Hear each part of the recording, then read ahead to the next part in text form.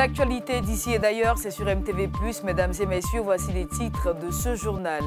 En Côte d'Ivoire, le ministère des Affaires étrangères a dévoilé ses projets d'investissement prioritaires pour le compte de l'année 2024. Et puis au Niger, un sommet extraordinaire des chefs d'État est prévu pour le 24 février 2024, sommet au cours duquel des sanctions de la CEDEAO seront retirées.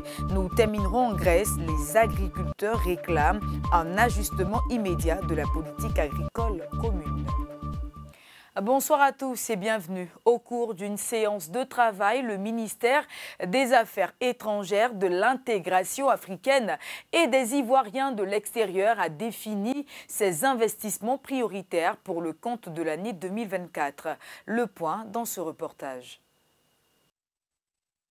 Faire le point des investissements déjà réalisés et établir les priorités au titre de l'année 2024.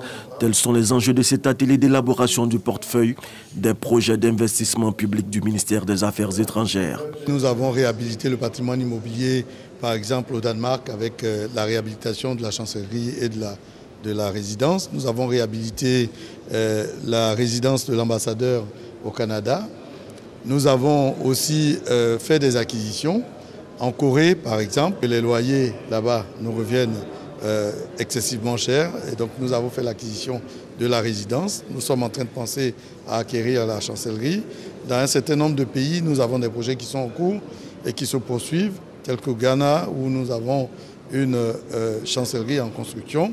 Les travaux ont par ailleurs permis aux participants de comprendre les enjeux de l'élaboration d'un projet d'investissement public. Vous définissez les projets, vous les planifiez, ensuite vous les mettez en œuvre. Sans planification, on ne peut pas développer les projets. La prochaine étape sera la recherche de financement pour la mise en œuvre de tous ces projets. Toujours en Côte d'Ivoire, la Haute Autorité pour la bonne gouvernance a également fixé ses objectifs pour l'exercice 2024-2026 dans le cadre de la lutte contre la corruption. Promotion de la bonne gouvernance, lutte contre la corruption en Côte d'Ivoire. La Haute Autorité pour la bonne gouvernance, HABG, veut se doter d'un plan stratégique 2024-2026 pour consolider ses acquis et gagner encore des batailles sur ces fronts. C'est dans ce cadre que des représentants des administrations publiques et du secteur privé participent à une consultation sectorielle de 3 jours dans les locaux de la HABG. Entre autres objectifs de ce conclave de ces experts de la question, travailler sur des thématiques permettant d'identifier clairement les liens entre la lutte contre la corruption et les enjeux de développement économique et social de la Côte d'Ivoire. Ce nouveau document de planification sera aligné sur le Plan national de développement 2021-2025, les objectifs de développement durable, tout en assurant sa cohérence avec la vision de la Côte d'Ivoire à l'horizon 2030. La HABG veut ainsi améliorer sans cesse les performances de la Côte d'Ivoire afin d'atteindre d'ici 2027 le score de 50 sur 100 dans le classement de l'ONG Transparency International. L'atelier de consultation a pour objectif de permettre à l'HABG de s'approprier des priorités sectorielles de développement économique et social et d'identifier les axes pertinents de ces interventions en lien avec les attentes réelles des acteurs de l'écosystème de promotion de la bonne gouvernance. Selon le dernier rapport 2023 de l'ONG Transparency International, le score de la Côte d'Ivoire est passé de 37 sur 100 en 2022 à 40 sur 100 en 2023, faisant ainsi passer le pays de la 99e place à la 87e place sur un total de 180 pays, soit un gain de 12 places en une année.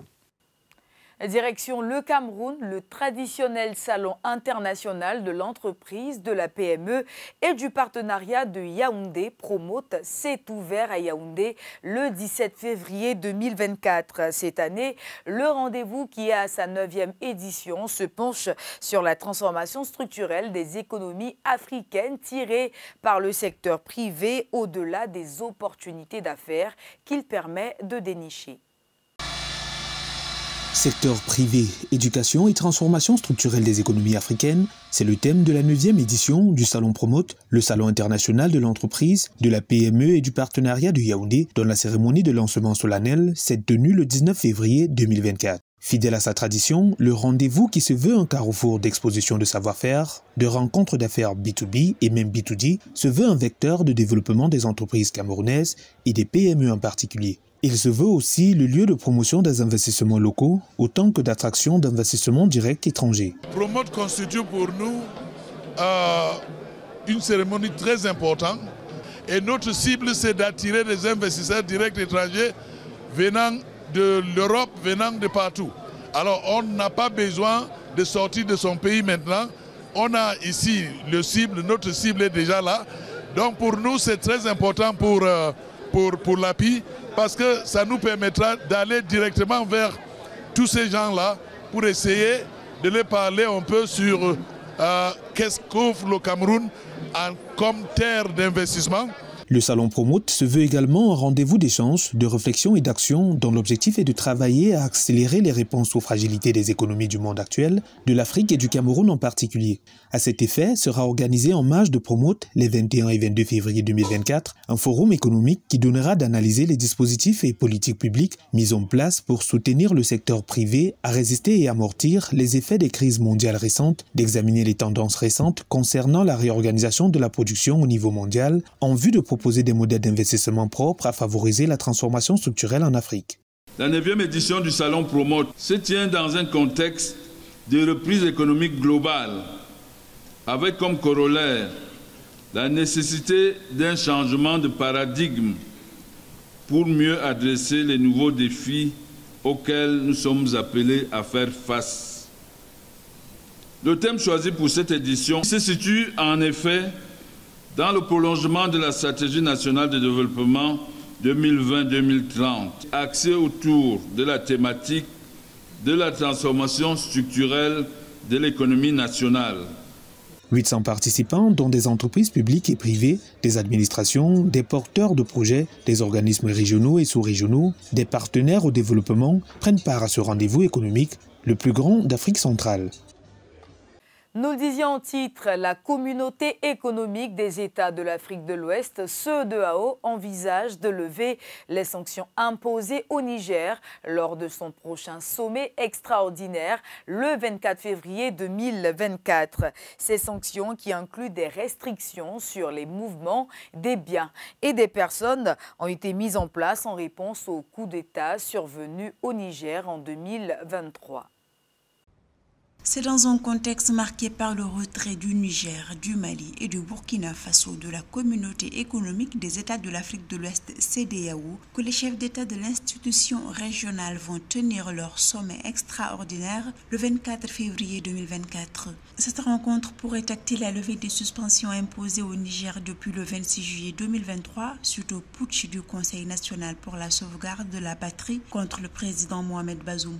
Une situation qui soulève des enjeux importants pour la stabilité et la coopération régionale en Afrique de l'Ouest. Ces sanctions n'ont pas donné le résultat escompté. En plus de cela, il y a nécessité aussi de baisser la tension uranifère au niveau du nord du Niger et aussi protéger l'UEMOA, puisque les États du Sahel, l'AES, ils ont commencé déjà à revendiquer le retour du Niger dans ses droits, pour accéder à ces biens au niveau gelé, au niveau de l'UEMOA. Le deuxième élément, il y a cette question de monnaie qui est tout simplement en coulisses. Donc à la fois la CEDEAO est menacée, de l'autre côté l'UEMOA aussi est menacée. Depuis le coup d'État au Niger, les négociations entre le gouvernement militaire de transition et les médiateurs de l'organisation sous-régionale semblent au point mort. Selon les observateurs, le prochain sommet de la CEDEAO pourrait non seulement faire évoluer la situation, mais aussi être une sortie de crise entre les pays de l'Alliance des États du Sahel et la communauté économique.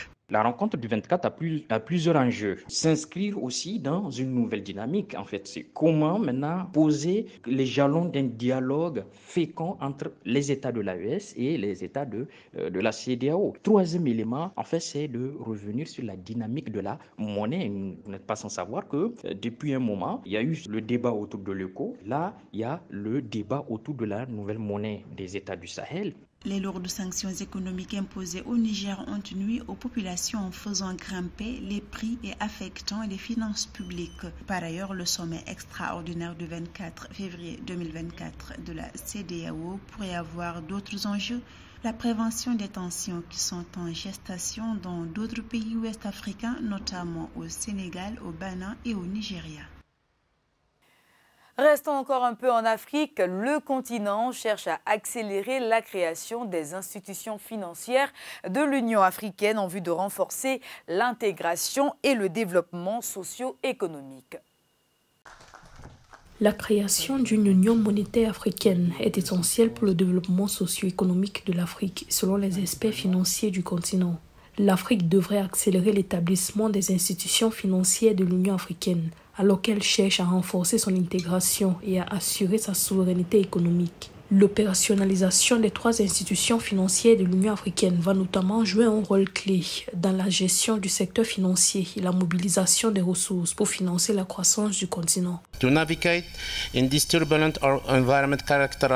Pour naviguer dans cet environnement turbulent, caractérisé par le manque de prévisibilité en termes de financement du programme de développement de l'Afrique, il existe un consensus croissant selon lequel l'opérationnalisation des institutions financières de l'Union africaine jouera un rôle central dans l'exploitation des ressources nationales pour accélérer le développement de l'Afrique. La création des institutions financières de l'Union africaine va accélérer la mise en œuvre du traité instituant la communauté économique africaine, promouvant le développement socio-économique et relevant les défis de la mondialisation. L'article 19 de l'acte constitutif de l'Union africaine prévoit la création de 3 institutions financières de l'Union africaine, à savoir la Banque centrale africaine, la Banque africaine d'investissement et le Fonds monétaire africain. Cependant, aucune de ces institutions n'a atteint le nombre de ratifications requis pour entrer en vigueur. Le manque de financement pour la création des institutions financières de l'Union africaine a porté préjudice à l'opérationnalisation des instituts monétaires africains, qui constitue la première étape vers la création de la Banque centrale africaine. La création d'institutions financières efficaces, partenaires de l'Union africaine, peut jouer un rôle important pour libérer la capacité du continent à créer des emplois et à devenir un acteur important dans les chaînes d'approvisionnement mondiales. Les institutions financières de l'Union africaine devraient mobiliser des ressources principalement auprès des marchés de capitaux africains pour financer des projets d'investissement dans les pays africains et limiter la dépendance à l'égard des sources de financement extérieur.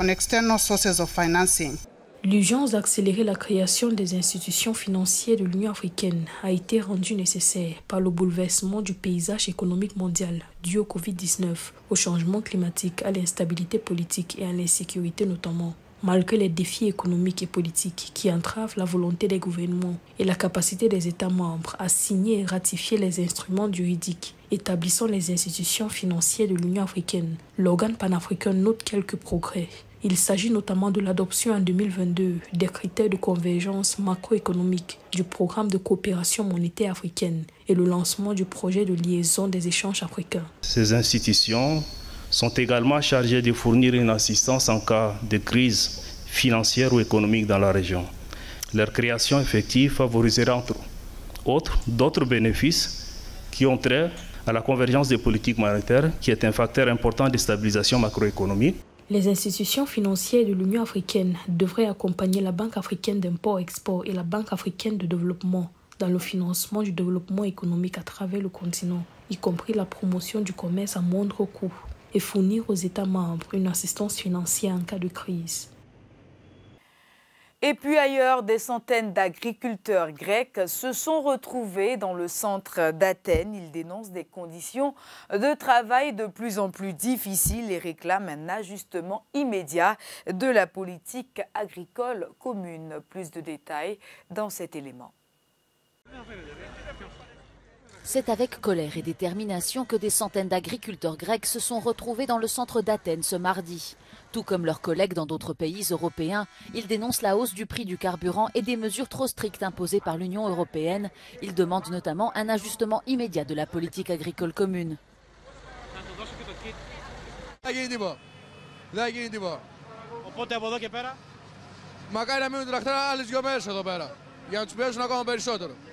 Θεωρείς ότι το θέμα είναι καθαρά ελληνικό, ευρωπαϊκό? Ποιος μπορεί να δώσει τη λύση στην πραγματικότητα? Πρώτα είναι ευρωπαϊκό.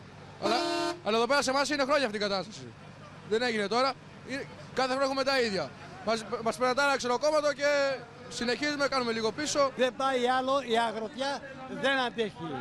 πρέπει να στηριχτεί ο πρωτογενής τομέας. Και πάνω απ' όλα δεν μπορεί η κυβέρνηση να δίνει χρήματα στους εφοπλιστές, δεν μπορεί να χρηματοδοτεί τα κανάλια και δεν μπορεί να στέλνει τόσα χρήματα στην Ουκρανία. Πρέπει κάτι να γίνει στους αγρότες. Επιβάλλεται, δεν αντέχουμε άλλο. Les manifestants rappellent que l'agriculture est un secteur crucial pour tout pays. Le soutenir en ces temps difficiles devrait être, selon eux, la priorité absolue du gouvernement. Είναι πολύ σημαντικό που για πρώτη φορά φτάσαμε στο γραφείο του Πρωθυπουργού για αυτό το ζήτημα. Άρα είναι στα χέρια του όλο το αγροτικό θέμα της χώρας μας.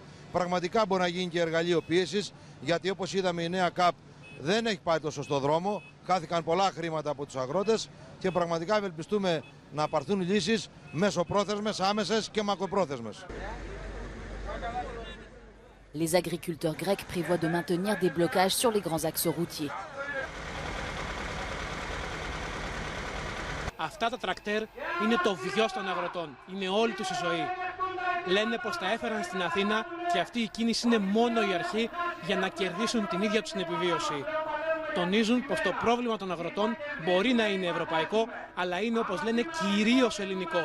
Και καλούν τον Κυριάκο Μητσοτάκη να δώσει χθες λύση στο πρόβλημά τους. Από την Αθήνα για το Euronews, Γιάννης Καράγιοργας. C'est ici que prend fin cette grande messe de l'information sur MTV+. Très heureuse de vous l'avoir présentée.